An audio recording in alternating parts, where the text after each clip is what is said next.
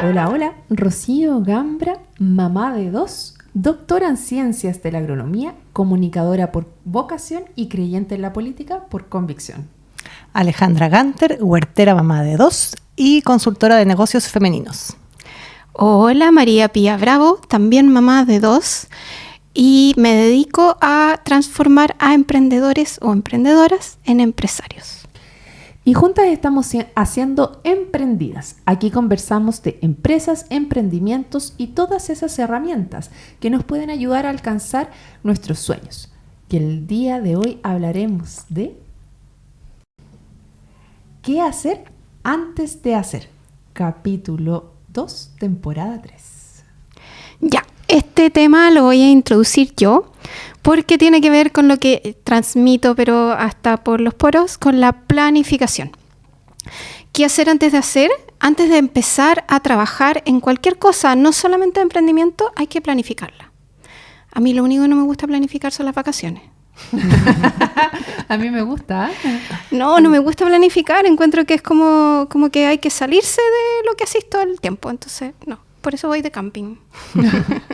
Chuta, pero en el camping ahí sí que necesitas planificación, porque sí, si no... necesitas información, pero eso no necesariamente es planificación. Oye, ¿cuál es la diferencia entonces? ¿Información, planificación? ¿Cómo las diferencias? Ya, es que ese es un súper buen punto. A ver, dale. Ya, que en el fondo parte de la planificación tiene que ver con recolectar información, con investigar, en el fondo, lo que se trata de lo que vas a hacer. Si es un negocio que en el fondo tuviste una idea, bueno, tienes que investigar cómo va a ser tu mercado, qué tan grande es tu mercado, qué competencia hay, si vas a planificar, no sé, algo que va a hacer la familia, también tienes que ver para dónde vas a ir, cuánto cuesta ir para allá, cuánto te vas a demorar en llegar, no sé, hay que planificar muchas cosas antes de hacerlas. O sea, tienes que levantar información antes de planificar. Sí.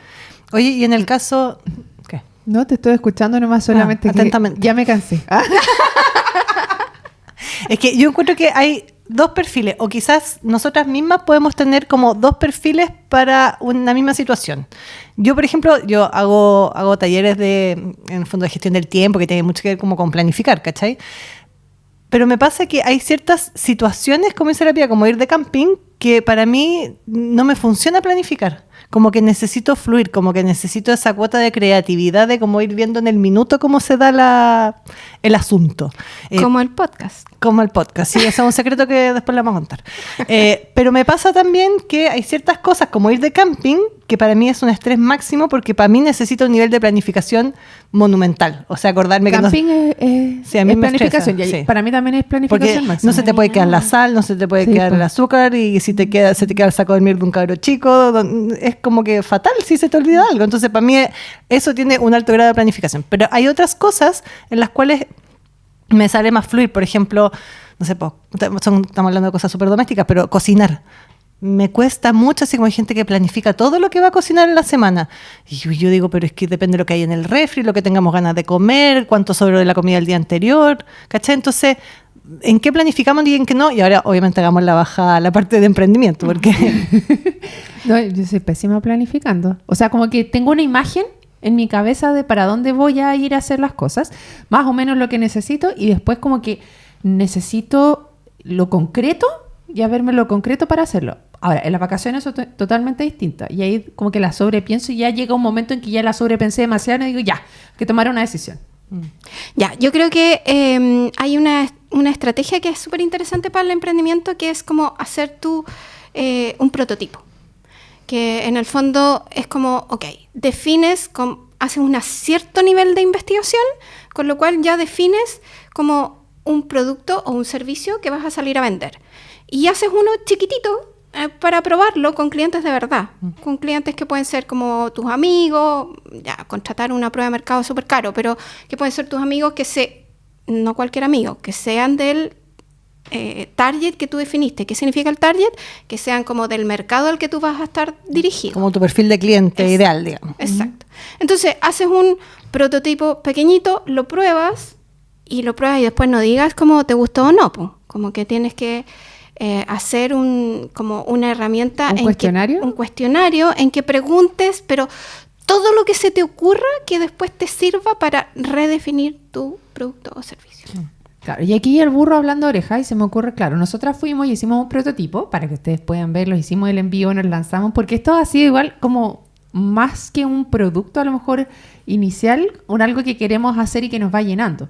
Entonces, nosotras hicimos el envío y fue como que ahí fuimos descubriendo varias cosas y yo creo que nos faltó ese feedback también a todas aquellas asistentes que hicimos el prototipo, pero nos faltó, como que recibimos algunos feedback, pero deberíamos haber hecho más. Así que ahí las vamos a leer y esperen el cuestionario que les va a llegar. Sí, no fue formal el levantamiento de información. Pero fíjense que igual hicimos algo, porque después nos fuimos al otro bar a analizar cómo... No digas que nos fuimos al otro bar, por día, echaste el agua. Ya, pero tomamos tecito. Ah, sí. A comer algo. Sí, porque donde estábamos venía un grupo gigante. Pues, sí. hay que decir. Ya, pero más allá de eso, nos fuimos a hacer que es súper importante el planificar antes, en el momento que estás haciendo, y después recolectar toda la información. A eso te refieres. Claro, y en el fondo lo que hicimos, claro, no recolectamos información como de los asistentes, terceros, pero sí de cómo habíamos quedado nosotros, porque además este es un producto que lo hacemos como por amor. Sí, claro, por disfrute. Sí, yo creo que ahí va como mi dicotomía en el planificar y no planificar, porque, por ejemplo, grabar el podcast, que es algo que hacemos por disfrute propio, no le damos mucho tiempo de planificación porque terminaría transformando como en un trabajo. En un trabajo. Es que eso es lo que pasa cuando tú planificas algo que te gusta mucho. En el caso mío de las vacaciones es como que, claro, cuando uno genera las vacaciones te vas pensando en a dónde vas a ir, entonces empiezas a hacer como parte de este viaje ya de antes. Pero llega un momento en que es agotador, porque son tantas las decisiones que tomar, es tanto la información, es un exceso de información. Y cuando estás trabajando, claro, cuando es un trabajo, igual lo necesitas hacer porque yo creo que tiene mucho que ver con los riesgos también que tú estás involucrando y el tiempo que te toma, cómo lo valoras. O sea, eso que voy a hacer, cuánto me va a costar a mí en tiempo, o tiene un ingreso monetario asociado, o una pérdida eventualmente, y eso yo creo que va con el riesgo de cuánto pierdo, cuánto gano en la actividad que estoy haciendo, que también la planifico. Mira, yo voy a poner un ejemplo como de la vida cotidiana, que a mí me resulta como súper fácil para explicar esto, que tiene que ver que cuando yo voy a la casa de alguien que no conozco, un cumpleaños supongamos, pongo Google Maps. Y me lleva por el camino que Google Maps define y yo simplemente lo sigo y así evito riesgos de tomar una calle que no correspondía, equivocarme y perderme, que si no lo hago, créanme que me pasa todo el rato, porque soy súper despistada. Entonces, con Google Maps, problema resuelto, me lleva a mi destino en el menor tiempo posible y se supone que con el menor gasto posible en benzina, tacos, etcétera. O sea, está perfecto. Y eso es lo que uno hace con la planificación en un negocio. En el fondo, como pones tu destino y defines el camino por el cual vas a llegar a tu destino. Ya, yo creo que ahí diste en el clavo. Entonces, en esta idea de como qué hacer antes de hacer, claro, es impresionante la cantidad de gente que parte un negocio porque lo parte. Como, voy a vender empanadas, y simplemente vende empanadas, pero hay una primera fase que estaba mencionando Pía, que es este objetivo. ¿Qué es lo que quiero lograr? ¿Cuál es mi propósito? Hemos hablado harto de propósito, ¿cierto?, dentro del podcast, y es como, ya, ¿qué es lo que yo quiero lograr con esto? Para mí, ¿qué es lo que quiero lograr para mis clientes? Y eso es súper relevante, ¿eh? Y lo escuché el otro día en otro podcast, que lo importante que es cuando uno planifica una idea de negocio, pensar, bueno, obviamente en los clientes, ¿cierto?, en satisfacer sus necesidades para que obviamente nos compren, pero también pensar en uno mismo. O sea, ¿cómo me veo yo en ese negocio? Ese negocio voy a tener que sacarme la mugre de lunes a domingo. O sea, por ejemplo, emprender en un restaurante, pucha que te tiene que gustar la idea, porque en el fondo tienes que estar ahí y los clientes te van a exigir y no te puede faltar un plato que está en la carta. Entonces, tiene una logística bien distinta a ser consultora, por ejemplo, que uno puede tomar una sesión o no tomarla, es como más flexible en cuanto a tiempo. Entonces, antes, ver qué es lo que quiero hacer y si es que eso responde, ¿cierto?, al mercado y responde a mis propias expectativas. Es súper interesante lo que estamos conversando, porque me recuerda también al capítulo anterior que conversamos en vivo sobre las creencias limitantes. Uno puede decir, yo soy muy mala planificando, y cuando recomendábamos ahí ir a buscar ayuda, por ejemplo, cuando tienes algún problema para poder hacer esa planificación. Pero también hay personas, y eso tiene que ver de nuevo con conocerse, que una vez hemos estado conversando, que son muy buenas planificando y muy malas ejecutando. Entonces, como que se definen, y recuerdo haber entrevistado algo como de estos que les gusta empezar con un negocio, que son como aventureros y les gusta esa adrenalina del empezar. pero que una vez que el negocio ya está consolidado, dices, mira, sabes que aquí ya no puedo, no es mucho lo que aporto. Ponte tú como estos startups que les gustan y después llegan a cierto punto y los venden.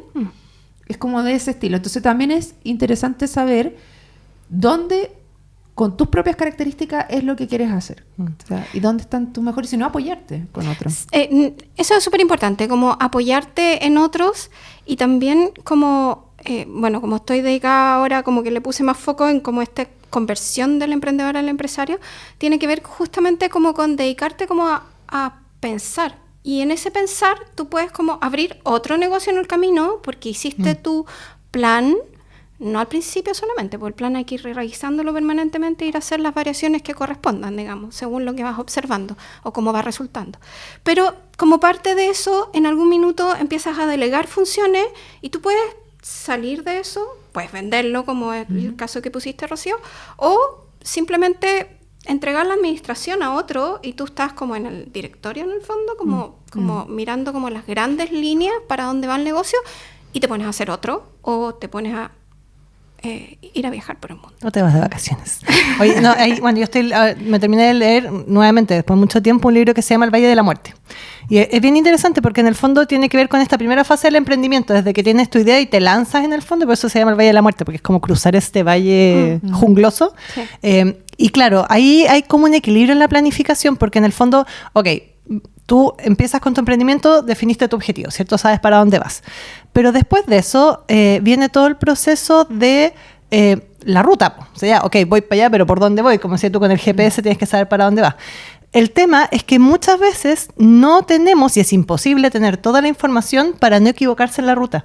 Entonces, en la primera fase del emprendimiento hay que estar súper abierto a modificar. Es como el Valle de la Muerte lo ponen como una jungla, ¿cachai? Vais con machete en mano, abriendo camino, y de repente te das cuenta que por donde ibas no es. Era. Entonces, claro, ahí está el equilibrio en la planificación, porque cuando uno parte un negocio, obviamente, aparte de la idea, tiene un plan de negocio, o debieran tener un plan de negocio, ¿ya? Y en ese plan de negocio tú dices, bueno, tienes todos los parámetros, a quién le voy a vender, cómo le voy a vender, cómo voy a capturar valor, pero hay que estar súper abierto en el camino a ir cambiando ese plan de negocio, porque te vas a encontrar que el mercado no es lo que esperabas, nunca es lo que uno esperaba. Es que yo creo que como parte de un plan, de una planificación en general para cualquier cosa, con mayor razón en un negocio, tú tienes que ir poniéndote como etapas, como que ya uno puede poner como el fin, no sé, la casa a la que voy al cumpleaños, pero entre medio paso a comprar el regalo, entre medio, no sé, puedo pasar a buscar a alguna amiga.